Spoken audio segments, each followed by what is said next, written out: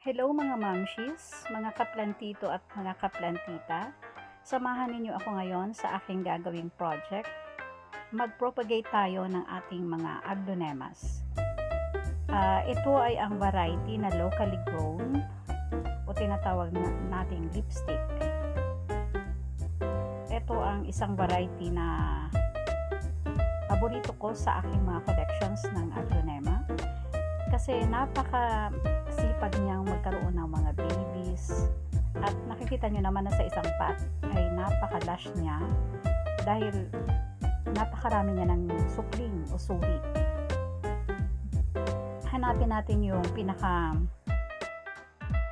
mother plant. Yun ang puputulin natin or i-top cut para i-transfer natin siya sa isang pot para magkaroon na rin tayo ng panibago nating repotted na aglonema. Ayan, nakikita ninyo, napakarami niyang suhi.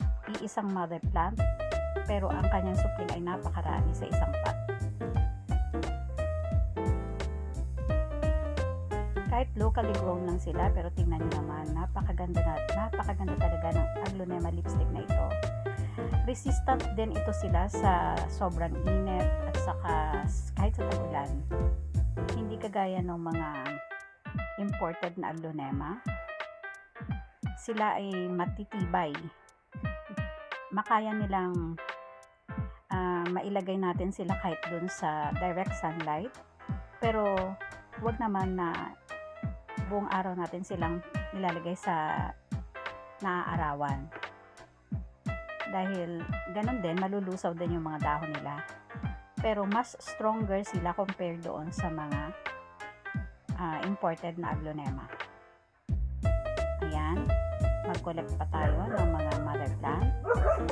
Pinuputol natin doon sa may node na portion.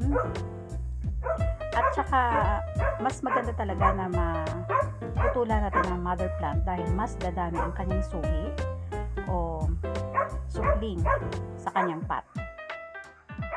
Ayan, ang gaganda ng ating lush na mga lipstick aglonema. Piliin lang natin yung leggy na o matatangkad ng mga mother plant. Ayan, nakapag putol na tayo ng 5 mother plants ng ating lipstick aglonema.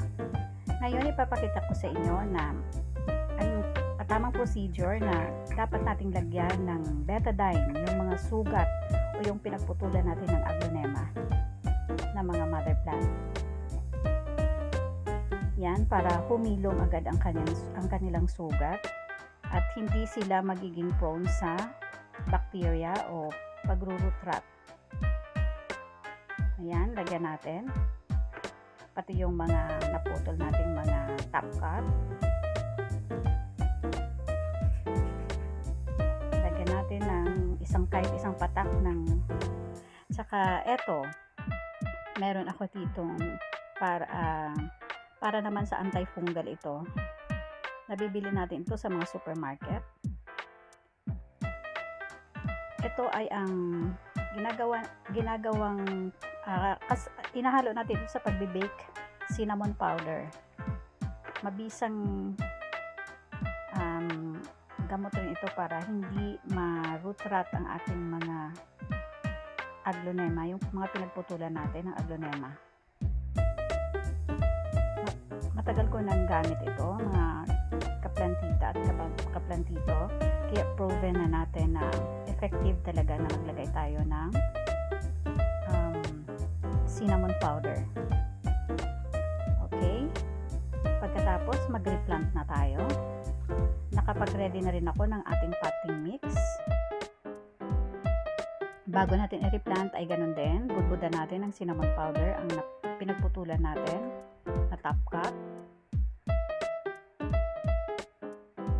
Napiprevent niya talaga yung kakabulok o pag-root rot.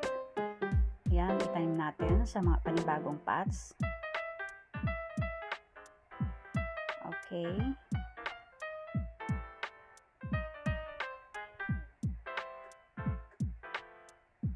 Huwag natin silang paarawan for 2 to 3 weeks yung mga bagong tanim natin. Ilagay natin sila sa isang malilim na lugar upang sila ay tumubo. Ayan, ang gaganda na ng ating mga repotted na mga Aglonema lipstick. Follow for more. Thank you mga kaplantito at kaplantita.